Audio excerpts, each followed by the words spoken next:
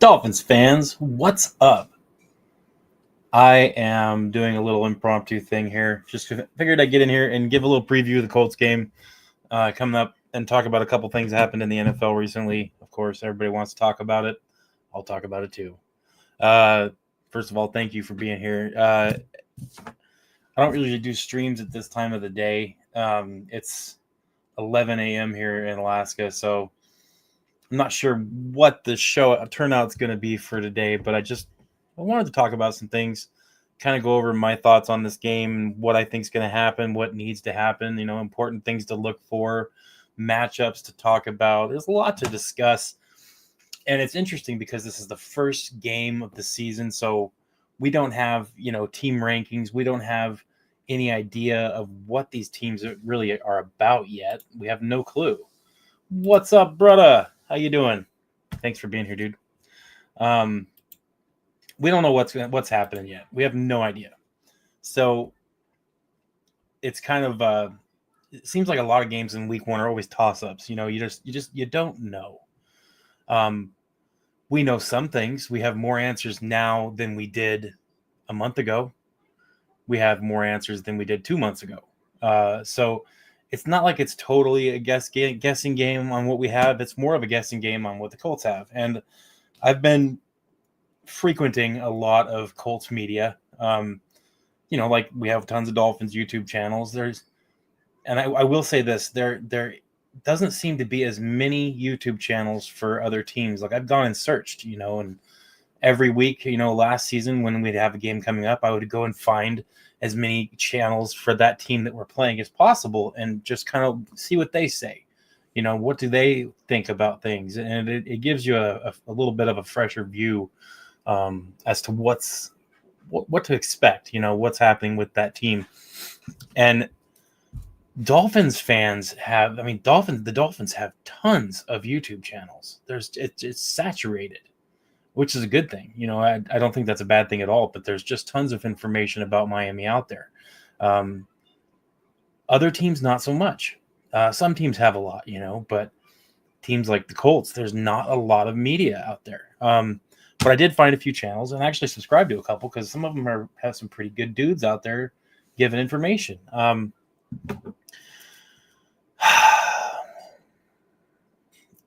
This game is, as far as a must-win goes, this week one game for the Miami Dolphins is an absolute must-win. This isn't one of those seasons where you're going to have games that aren't important. These games, every single one of the games this season are important. Cap, what's up, man? Thanks for stopping in, brother. These games this year, every game is important for the Miami Dolphins. Every single game. There's no game that's a push game, Michael, what's up, man? Good to see you in here, brother.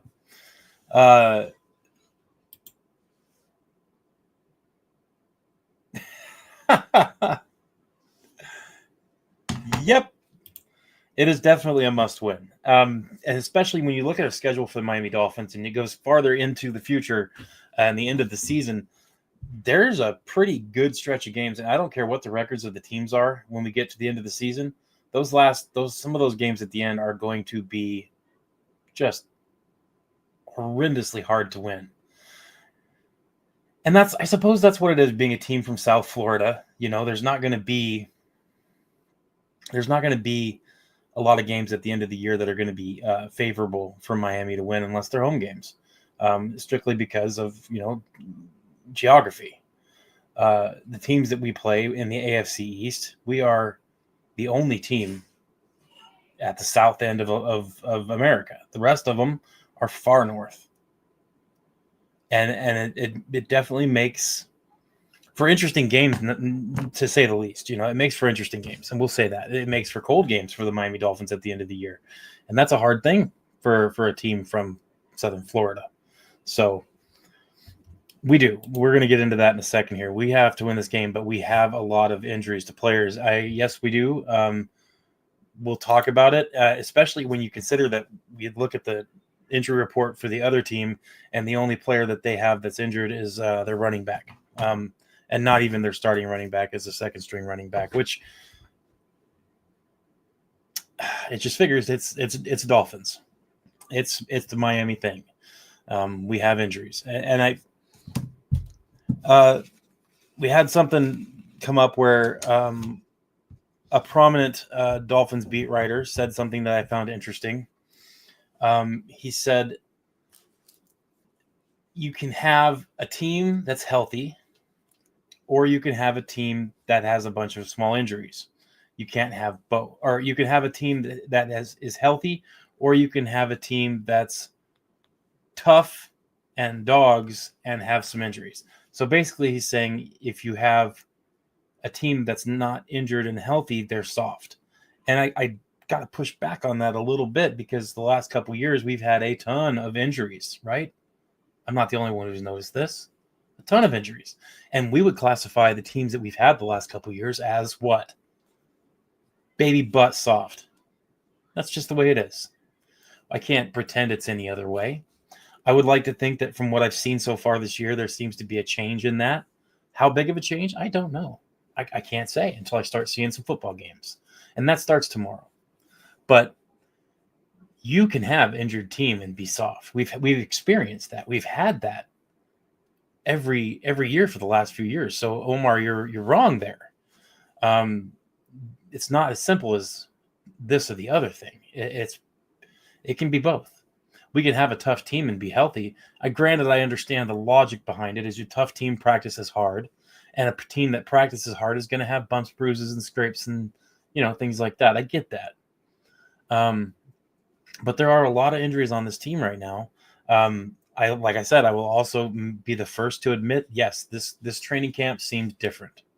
Not, we're going to win the Super Bowl, but seemed like it was a little harder. And you even had players that say that straight up. Jordan Brooks said this was the hardest training camp I've ever been through. Not hardest because I didn't want to be here or anything like that. He said it was because of the way we practiced. We practiced hard. And I love that. I'd love to hear that. And if that's the reason we have some bumps and bruises, I'm good with it. I'm happy. That's fantastic. I don't care about the bumps and bruises. Because if you've played football at any level, you're going to be playing with bumps and bruises after a couple games, especially. That's just the way it is. You put yourself on the line and you're going to get boo-boos, right? So, I mean, we have three players that are definitely out. Jalen Wright, we all knew that was going to happen. We knew Jalen Wright was going to be out. Darren Waller, we didn't really know he was going to be out, but you had to kind of figure he's not there. And I'm treating the Darren Waller situation as, who's Darren Waller? We haven't seen him on the field, really. We've seen him practice a couple times. We haven't seen him play. Haven't seen him do anything. So who is Darren Waller? Is he really a part of the team? Is he a Dolphin? I don't know. Until I see him on the field playing, you don't know. It's what it is. He's out. Jalen Wright is out, like I said. And Ethan Bonner is out. Those are the three players that are out for the Miami Dolphins. The rest of the players on the team, they're questionable. There's a couple questionables. James Daniels is listed as questionable. D. Eskridge is listed as questionable. I'll tell you right now, those are the two questionables, James Daniels and D. Eskridge. I'll tell you right now, they're going to play. James Daniels is not going to miss this game. And I don't have any official news on that. I just have one little person in South Beach that for some reason has decided to befriend me online and has been slowly and every once in a while giving me little tidbits of information. And he hasn't been wrong about a thing he said yet to me. And if you've been following this channel, there's been a couple times where I've said a little birdie told me. And if I ever say a little birdie told me, that's the situation that's going on. Is this gentleman is giving me a little bit of information. And he told me straight up that James Daniels is going to play. So if that's the case, first of all, thank you, little birdie, for whatever reason you've decided to start talking to me. I don't know why. My little 330-something subscriber channel, and he's decided to talk to me. It's a great thing. I'm happy about it. Maybe someday I'll actually be able to get him to come on the channel. Working on it. But James Daniels he's going to play. I mean, even if you don't have a little birdie telling you so. Got the sauce in the birds, bro. Oh my goodness. Yeah. Even if you don't have the little birdie telling you that, you have to kind of figure that he's got a bruised ankle. I mean, whatever. He's going to play. I'm telling you right now, he's going to play. He might get breaks here and there, but he's going to play. James Daniels wants to get back on the field badly. So, as far as Eskridge goes, I don't think he's going to play a ton, but I think he's going to play. I don't think the two questionables are going to miss this game. Aside from that, everybody else was full practice. Even Ashton Davis was full practice. So what a great thing. I mean, Ashton Davis is a good player, and he's a ball hawk. He's a little beast is what he is, and he's going to be there. So I'm happy to hear that. I don't know if he's going to be starting. Right now he's listed on the depth chart as our number one, and there's no questions and no limitations to his part there. They're saying he's good to go. Right now you have Ashton Davis and Minkah Fitzpatrick as your two starting safeties. Iffy and Elijah Campbell are the backups. I'm good with that. I'm happy with that. I would love to see it. And they also have right. Yeah, exactly, Cap. I got you. I follow you. Also, the three starting cornerbacks that we have right now is Jack Jones, Storm Duck, and Jason Marshall Jr. I'm okay with it. Like I said, could we have better players? Sure. Could we have a better set? A better starting backfield? Yeah, probably. But these guys are the guys that are going to be doing it most of the year. I know we have Rasul Douglas. He's listed as our second string left cornerback, right behind Jack Jones. Now, I would expect Rasul Douglas to play this week. It's not going to be a ton.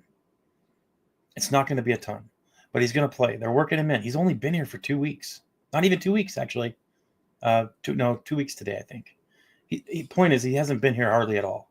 He's learning it's a whole new system and everything. It's going to take him a little bit to get up to speed. They're going to throw him in a few times here and there with specific instructions. Hey, this is what your responsibility is. Go do it. And that's the way you get him in. Hey. Oh, Elwood, what's up, bro? How you doing, man? Yeah, we need every man. And that's what this whole season needs to be. It's an every man team, every man, every game, every play. That's what we need. We need people available. Every man. The Duck has a jersey now. Look behind me. Just below my chin to the left, you will see my little Storm Duck jersey sitting there, ready to go for tomorrow. I know a lot of people are worried about Storm Duck, but here's my thoughts. Just really quick, let me just say this one more time. Let me get on my pedestal for Storm Duck. How many players do you know in this NFL that have never taken a step backwards? How many? How many players have you seen be an undrafted free agent, come onto a team, and never take a regressive step with the team in your play? That's what Storm Duck is. He has never regressed. Every time he steps foot on the field, every time he goes in for a play, he gets better. That is what I like about Storm Duck. He's a dog. He's first in, he's first out. He works hard. That's what I like in a football player. Somebody who's constantly working and straining to get better. That's Storm Duck. So that's why I have that jersey. A lot of people always wonder, why'd you get the Storm Duck jersey? That's why. Because I like his work ethic and I like what he does on the field. I like that he's always getting better. And eventually that's going to really start to pay dividends. So that's where I am with Storm Duck. And that's why I have that jersey. I'm also going to be getting one of the new jerseys. I'm going to get a Chop Robinson jersey. I'm going to have, if they don't have it available outright, I'm going to have it made custom. I really want a Chop jersey. So that's going to be the new Deep Waters rivalry jersey for Miami. That's the one I'm going to get. I like the little emojis. Yep, exactly. I would.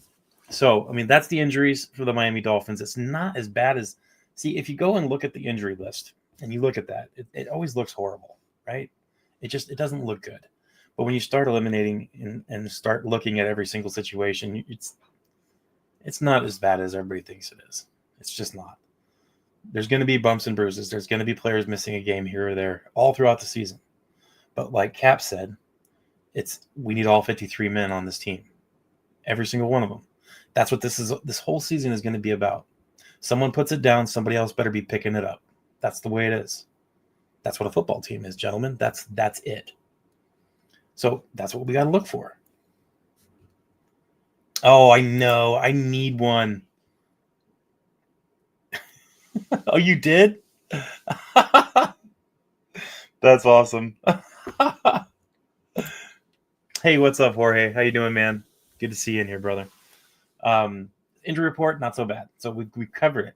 That's where we're at with the injury report. It's just not as bad as everybody wants to make it out to be. Yes, there are injured players. It is what it is. I'd rather it be now than the last game of the season. So how about that? Let's just leave it at that, okay? Also, make sure you guys, if you're in here, throw a like down. Make sure you guys are subscribed. Tell somebody about the channel. Help me get this subscriber count going here. My first goal before the season started was to get to 300 subscribers before the season started. We hit that. So I changed it to 350, and we're at 330 something. I can't remember exactly what it was, but I'd like to get it to 350 before Sunday. I don't think it's going to happen, but I want to get those numbers up. So help me out. Share the channel. Put them likes down. Get people in here. All right. As far as the rest of our starting lineup goes, I'm really, really okay with what we have going on here. The only other really kind of worry I have, the worry I have is the fact that we have not elevated another running back off of the practice squad. And also combined with that, Mike McDaniel in his last press conference, he said that there have been times where he's gone into a game with just two running backs. And technically, we don't have just two. We also have our fullback. Alec Ingold is there. So it's concerning. I would feel a lot better if we pick up Jeff Wilson. Oh, looks like it just updated.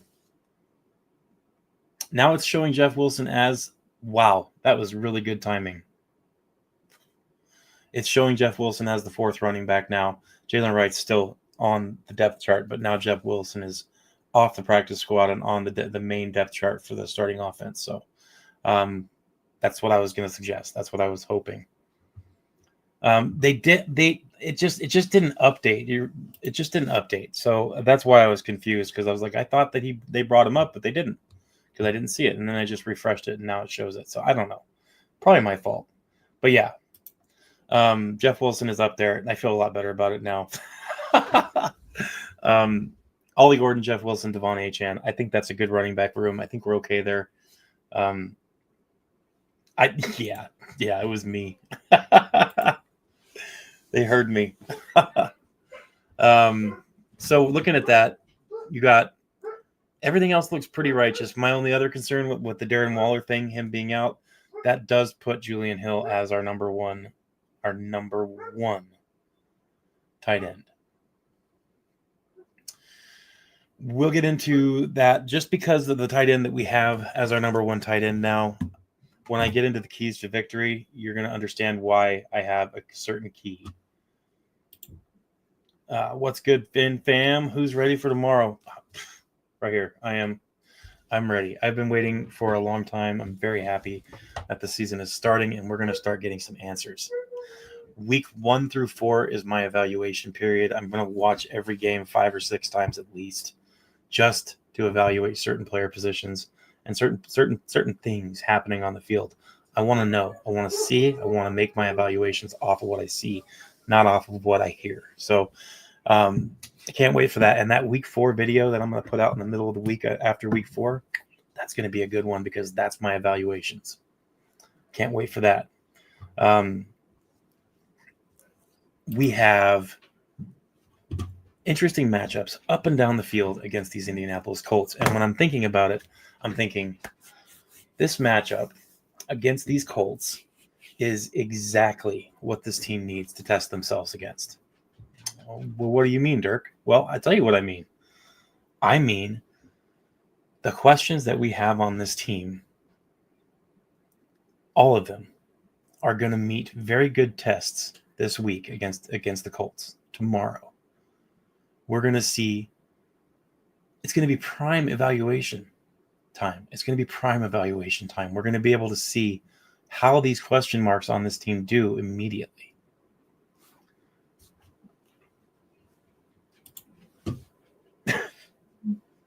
Okay. All right. Cap, I'll go ahead and drop it right now just so you can see why I'm giggling. I have 3 keys to victory for the defense and for the offense on this team. Okay? 3 keys, 3 things that each side of the game needs to do. So offense and defense each have 3 keys. The last key for the offense, and I only put this here because Julian Hill is our number 1 tight end. This is the only reason. I put 0 penalties. That's why. It's because of Julian Hill. The man is an enigma. He does something good. He'll go out and he'll actually make a catch. He'll bowl somebody over, and then the next play he'll get a penalty for holding, or for unsportsmanlike conduct, pushing a player out of bounds when they're already out of bounds, or something he'll get a penalty for. Offensive pass interference. All these things happened last year to him.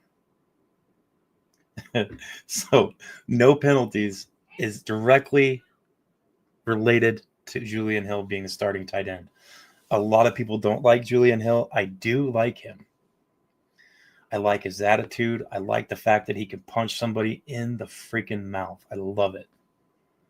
But he's got to stay away from the penalties, because every time Julian Hill commits a penalty, it seems to be at a horrible time. You know, sometimes there will be a holding call on an offensive lineman or a false start, and it is what it is. It'll happen. You're right.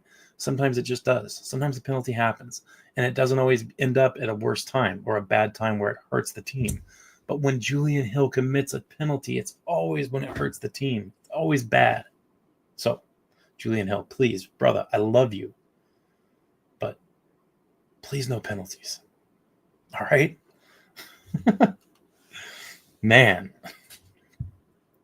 Cap getting the love in the chat, and deservedly so. Those of you that don't know Cap for life, Cap and a couple other people have been around Dolphins media for a very long time, and they take it upon themselves to go from all these channels to all these channels to all these channels, and they comment, they like, they subscribe. They are a group of people that literally pushes Dolphins YouTubers to another level just by being present. So, Cap, thank you for being here. And like I said, whenever one of those guys comes into these rooms and these channels and converses and talks, they're the real ones. Just saying. So, so let's just talk about the keys to victory real quick, and then we'll get over it, because since I already bled one in, might as well cover all. Let's talk about the offense the rest of the way. The first thing was 0 penalties, and it's not just Julian Hill, but Julian Hill is obviously a big part of that. The other things that you need to worry about, the big thing for our offense, big key to victory is our offensive line needs to dominate. Those our front five, they need to run this game. No in-betweens, no, they did okay, they did bad here. No, they need to dominate. Patrick Paul, Jonas Savaitinaya, Aaron Brewer, James Daniels, Austin Jackson. They need to dominate. Every play of this game needs to be treated like it's the first play. They need to dominate. And they're going up, and remember I said, all these teams, they have these matchups. All the questions we have on this team, they're going up against a good foe. So the Colts defensive line is good. They have a good defensive line. So the Miami Dolphins offense, with the questions we have, this is a good point to evaluate. How are they going to do against a good defensive line? We're going to find out. They need to dominate. Absolutely, Cap. You know it, brother. It's all about the logo.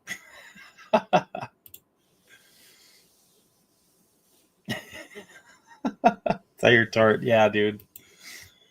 All right. So the O-line needs to dominate. 0 penalties. That's obvious. Penalties just need to not happen. The whole team, everybody, really needs to be a clean game. The other thing, whether you hate him or love him, you're going to agree with this one. Tua needs to be great. Tua needs to be great in this game. Not just decent, not just a game manager, as a lot of people like to say, as like they're cutting under someone's skin, like they're using it as an insult. Every good quarterback is a game manager in some way, right? It's just part of it. That's like saying, oh, well, he's a spot thrower. Every quarterback in the freaking NFL is a spot thrower. So keep the low-hanging fruit away from me. That's the stupidest. That is one of the dumbest arguments you could possibly use to argue that Tua is trash or whatever. I don't necessarily think he's trash. I don't necessarily think he's great either. I think he's a good quarterback, but that's about as far as I'll go until I see what he can do with availability. But Tua needs to be great in this game, period. Whether you hate him or you love him, you'll admit, and I'll admit, that this is what needs to happen. He needs to be great. I'm going to throw that. Tua stays healthy, my guy is going to ball. He's too smart not to get better every year. He does improve things that he needs to get better at every year. You can't really deny that, right? This is one of those times where he really needs to step up this year. This is where we need to see all-star style Tua. He needs to have a fantastic game. I'm not saying, 400, 500 yards passing and 5 touchdowns, but he needs to have a good, solid, great game. Like 3 touchdowns, 300 yards, something like that. No picks. Tua needs to have a great game. That's the biggest key to this for this game. He's going to be going up against Zach Wilson. Oh my goodness, what's wrong with me? He's going to be going up against. I don't even know why I said that. It's Xavier Howard, what I was trying to say. It's not even close. What is wrong with me? He's going up against Xavier Howard and the Colts defense. Now, we talked about the defensive line a little bit. The other thing about that is their cornerbacks are not bad. They have decent cornerbacks. Xavier Howard is a little slower than he used to be, yes, but he is still a very intelligent cornerback. And Tua needs to be aware that Xavier Howard is on the field. When he is on the field, he needs to be aware of where he's at. Xavier Howard will make you pay if you're not careful, especially if you sleep on him. So the cornerback room is good. Can Tua do what he needs to do against a good cornerback room, a smart cornerback room? That's another one of those matchups that we're going to be able to see and we're going to witness. Yeah, me too. Every time the man runs out of the pocket, it's even when he gets flushed out or whatever, I just instantly I'm like, oh no. So yeah, hopefully that doesn't. Hopefully he just slides, just freaking slide or throw it away. One of the two, right? We have opportunities to see this stuff up close and personal. We get to witness all these questions that we have being answered, at least the beginning of the answers. This is where it happens, guys. So those are the keys to the offense to win this game. That's the keys. Tua needs to be great. The O-line needs to dominate and 0 penalties, or as little as possible penalties, something like that. That's what we need. Yep, X is number 1 cornerback. Yep, that's crazy to me, considering the other cornerbacks they have on their team, that they have X listed as number 1. Now that means a couple things. Number 1, they think he's good, obviously, and I think X is good too. Number 2, that means he's been staying in shape. So X rested after more than a year being out of the game, coming back. He's healthy and he's rested. So Don't expect a completely useless X on the field. All right, he's gonna be decent. So be prepared for that, Dolphins fans. And the craziest part about this is he's getting paid from us still too. He's still getting paid in dead cap from us, and he's playing for the Colts against us. He's getting paid to play against us by us. Holy crap! What a crazy thing that is. As far as our defense goes, this is simple. I mean, the keys for the defense are very, very simple. The first one is something that we had a hard time doing all year last year. It just seems so difficult. Few and far between. Turnovers. We need turnovers. The Dolphins need to capitalize. No, their cornerback room is not bad. Like I said, I don't think X is what he once was. I think he's still decent enough to play in the NFL for sure. I'm not sure if I don't think that it means that the rest of their cornerback room is bad because they've got a good cornerback room. But I guess what time will tell. We'll see what ends up happening here because the Dolphins have a very, very good, fast set of receivers. So no matter who X is going up against, which is likely going to be Tyreek Hill, especially if they have X listed as the number one cornerback, he's going to be up against Tyreek or Waddle. And those guys, Waddle and Tyreek, are very fast. So I wouldn't expect X to be able to keep up with those guys. But we'll see. We'll see what happens here.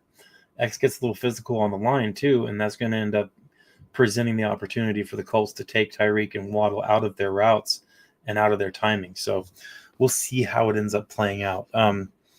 Turnovers for defense. We need turnovers. And that's obvious. We don't even have to get any farther into that. That's what we need. The other things we need, there's two more. Number 2, make Danny Dimes throw the ball. You have to contain him. Now, that's Danny Dimes. I don't know, those of you that don't know, he can run.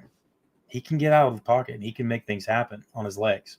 Now, we can't let that happen. And I see this being a situation where we're going to have somebody on spy a lot with him. Somebody whose responsibility is just to keep him in the pocket. If we can keep Danny Dimes throwing the ball, make Danny Dimes throw the ball, that involves keeping him in the pocket and stopping the run game. If we can do that, this game is over. The Colts won't even have a chance. If it has to be Danny Dimes throwing the ball to win the game, it's over. It's not going to happen. And if that ends up being the situation, see that little jersey behind me over there, right there? That jersey on the table? That gentleman is going to be getting himself a pick, the first one of the season for him. I'd love to see it. Danny Dimes needs to throw the ball. Make him throw the ball. Make the Colts where they can't do anything else. Stopping the run, I think we're going to be able to do that. I really do. I think we'll be able to stop the run. If we do that, make Danny Dimes throw that ball, it's going to be hard for the Colts to stay up in this game. They're going to get down quick. The last thing, it kind of goes hand in hand with the make Danny Dimes throw the ball. It's a really simple one. 3 seconds or less. 3 seconds or less. That's for the defensive line, our front seven. That's for our front seven. 3 seconds or less, get to the quarterback. Bust the pocket. 3 seconds or less. You do that, this game is over. The Colts will lose badly if we can do that. Why is that such a key to the game? We have a great defensive line. We should be able to bust the pocket in 3 seconds. Well, the Colts have a very, very good offensive line. So we're going to see, this is that matchup thing again, we're going to see how good our front seven is against this Colts front offensive line. This Colts offensive line is good. We're going to see how good our defensive line is right there. Pretty quick, we're going to know. If we can get to him, get to the quarterback, get pressure on him, cave that offensive line in 3 seconds or less, it's gonna be over for the Colts. That's all that needs to happen. The keys are simple. Anthony Weaver, I guarantee you, knows what the key to this game is, and I think that it all revolves around pressure on Danny Dimes, collapsing that pocket quick. You combine a collapsed pocket with a spy on Danny Dimes, and it's over for him. He's not going to be able to do anything. Put it in his hands. Make him have to do something. And the Dolphins will win this game. It's that simple.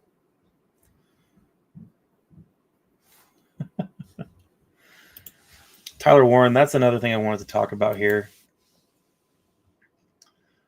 You're not going to be able to stop him completely. It's just not going to happen. Tyler Warren is very good. And if we're shutting everything down like we need to, Danny Dimes is going to go to the security blanket. The security blanket is going to be Tyler Warren off the side of the line. It's going to be that way.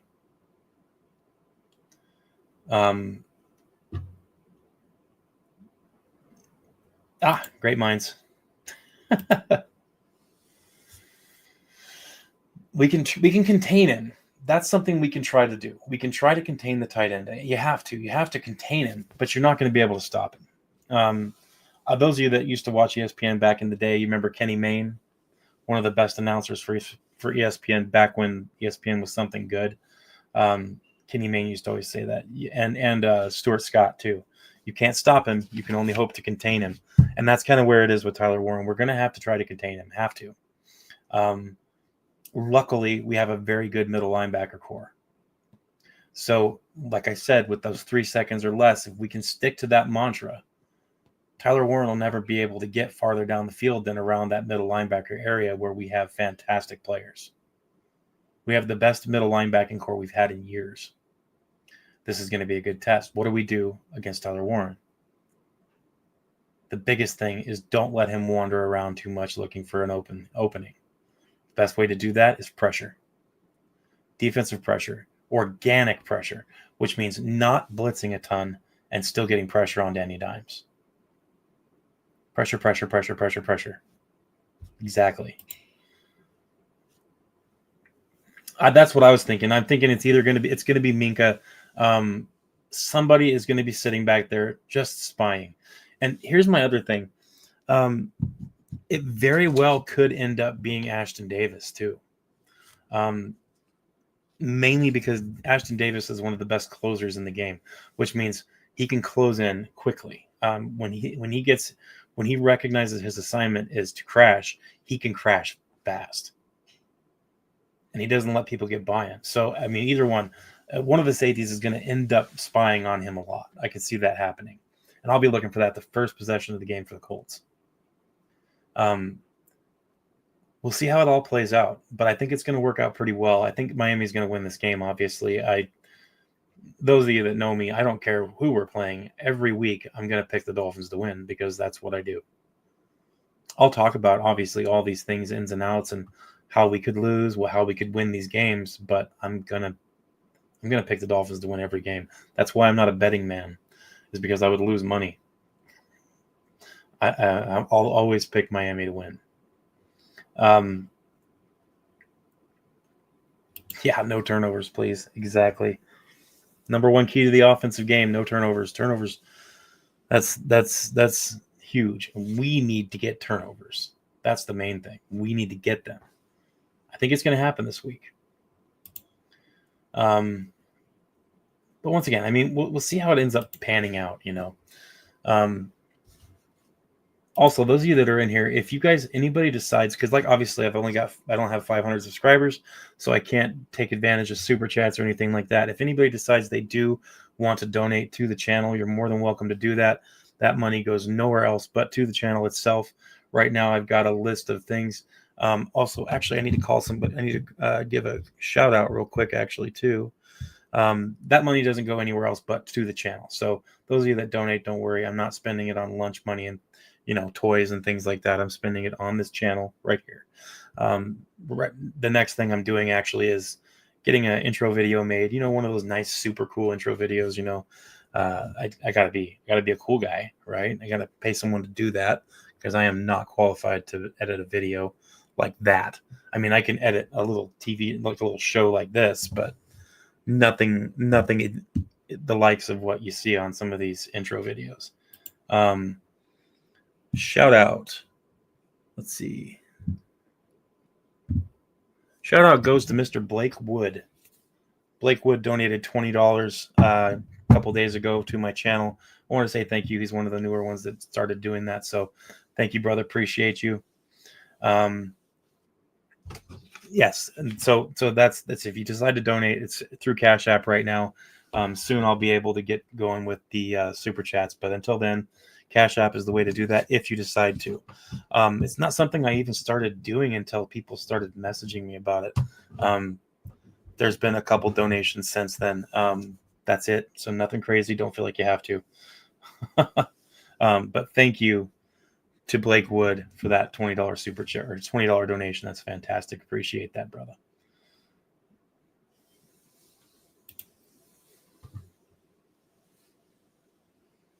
I want to see what he does.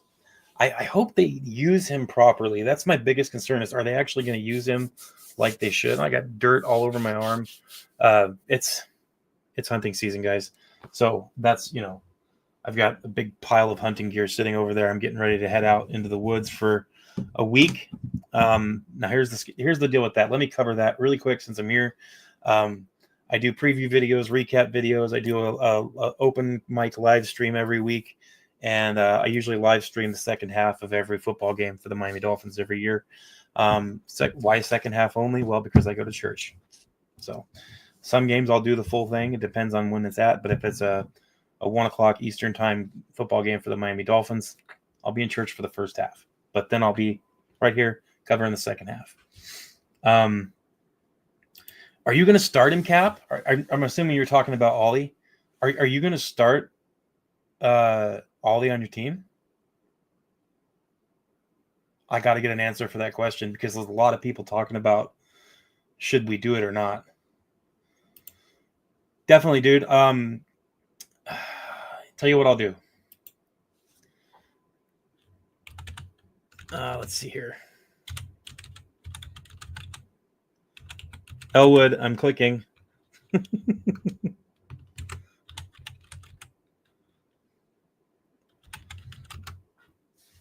Cat in the Hat, message me, brother. I just put my email down there for you, and we'll set up a show for sure. It sounds like a good time to me, man. Do I get Wi-Fi in the tree stand, brother? So, like I said, I'm going out for a week, and that's going to be next Wednesday afternoon. I'm leaving. I will be out of cell service completely in the middle of nowhere, no service whatsoever for a week, which means the week 2 game against the Patriots, I won't be here. I won't be able to even know what happened in that game until I come back. That's going to be torture. I might have to hop in my truck and drive 50 or 60 miles just to find out what the score was. So, yeah, the week 2 game, I won't be around for it, but I'll be back on that following Wednesday or following Monday. So the day after the game, I'll be back and get back into the normal schedule. But I got to go hunt. Got to get moose for the family. We need to eat. Moose is delicious, and it's a freezer filler for us. So I'll miss that week 2 game, but other than that, I'll be around. So let's see. We talked about the depth chart. We talked about the keys to victory. The Miami Dolphins are a 1.5 underdog, 1.5 point underdog in this game. Now, usually you can attribute up to 3 points to the home team. So I'm not thinking that, what's funny is you look at that says 1.5, but you go look almost anywhere respectable and they all say the Dolphins are probably going to win this game. So it's interesting to me.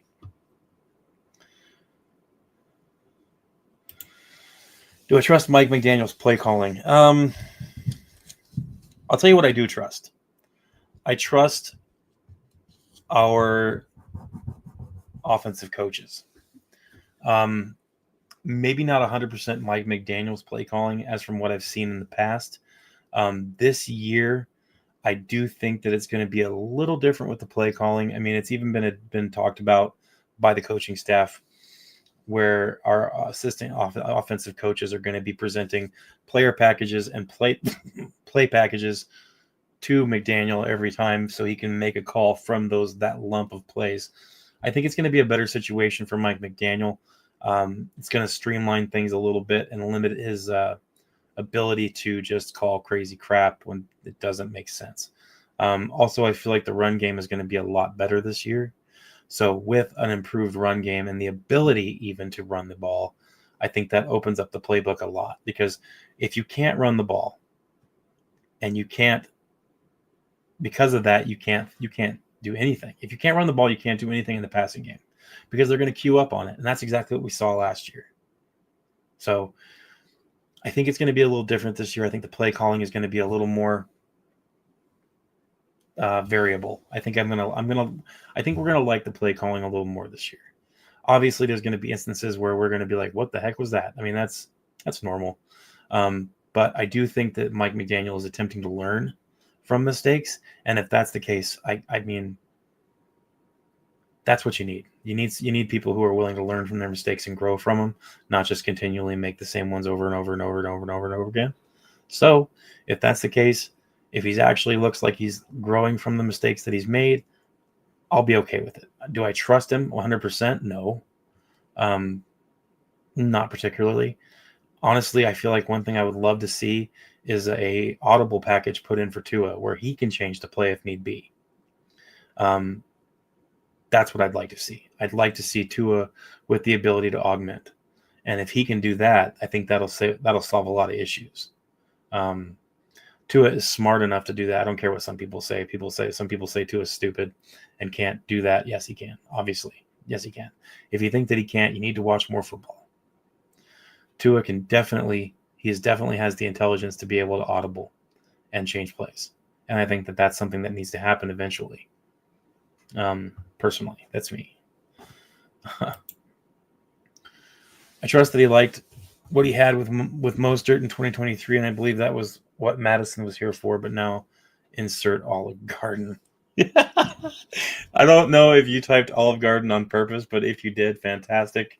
If not, it's still fantastic. It's a good joke. In fact, I think I'm going to start calling Ollie Gordon Olive Garden. That's perfect. I like it. Oh man, make sure you guys throw a like down on here, and make sure you guys, if you're new, if you haven't subscribed, please do that. Olive Garden. Yeah, I think that's a pretty accurate thing right there.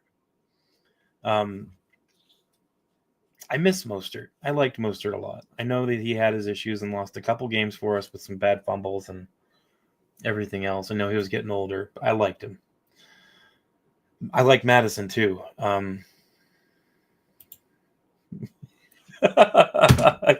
Get out of here with this. What are you doing to me?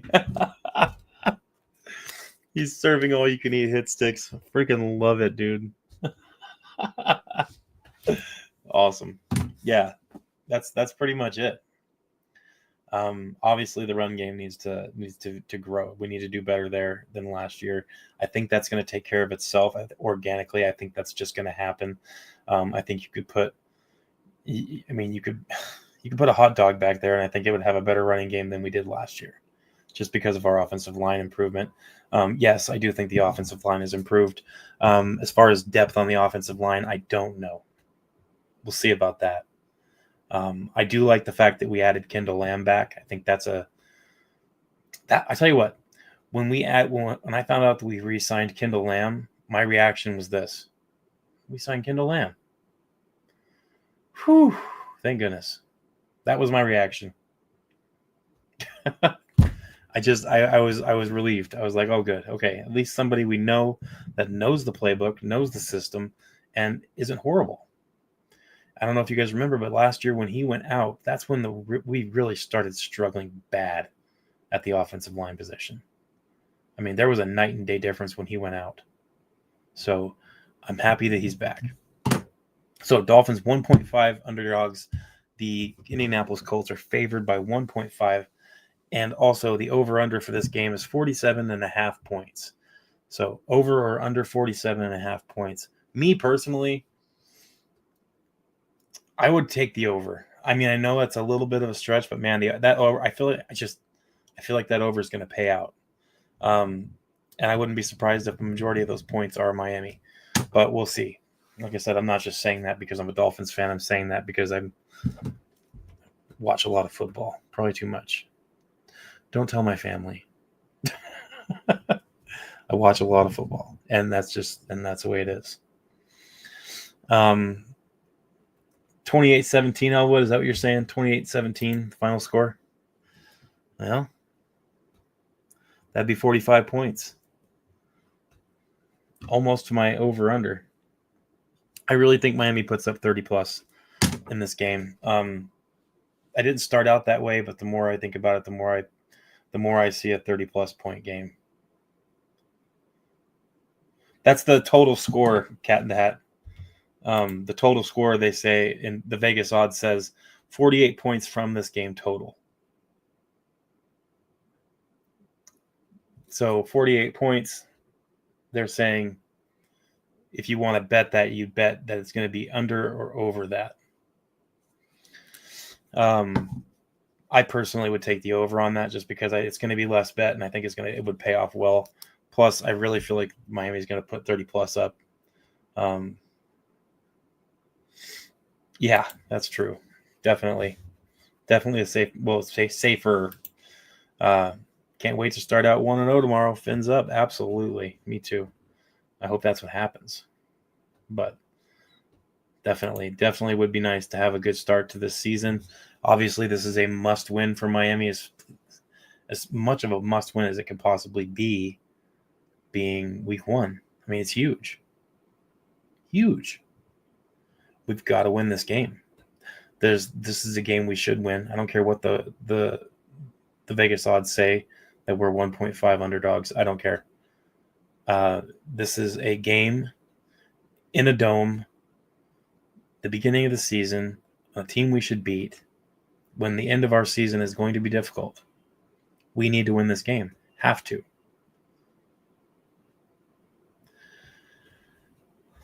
$1.5 underdogs, 47.5 over-under for this game. I'm taking the over. I'm taking the Dolphins. I'm taking the Dolphins with a final score of 35 points to 17 against. 35-17 Miami Dolphins. That's what I'm taking. 35-17 Miami. I can see some things in this game. I see a defensive touchdown. I see it. And if that happens, that's going to be such a great sign for this defense after last year when just turnovers were so hard to come by, so few and far between. This is a season of changing things and making things different than what they have been. So in order to do that, some people just got to step up and do it. We have an opportunity here to do something special. And this is one of those situations where no one thinks we're going to do anything this year. Everyone thinks that we're going to suck. Not so much Dolphins fans. Obviously, there is that group of people too.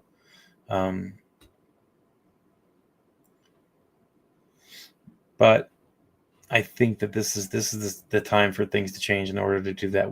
They have to do it. They have to. We'll see how it ends up going. Not much more time to wonder. Tomorrow, 1 o'clock Eastern, 9 o'clock a.m. over here in my neck of the woods is the football game. It is going to be an interesting watch for sure. Make sure you guys support this team. Remember, it's not... Ooh, I want to see this. 38-14. I that's not too far from my prediction. I said 30. What did I say? 35-17. That's gonna be. Wouldn't that just be sweet if we ended up with a score something like that? That'd be fantastic. I'd be so happy. I see some things. I see a defensive touchdown. I see a 3-touchdown game from Tua. I see a touchdown for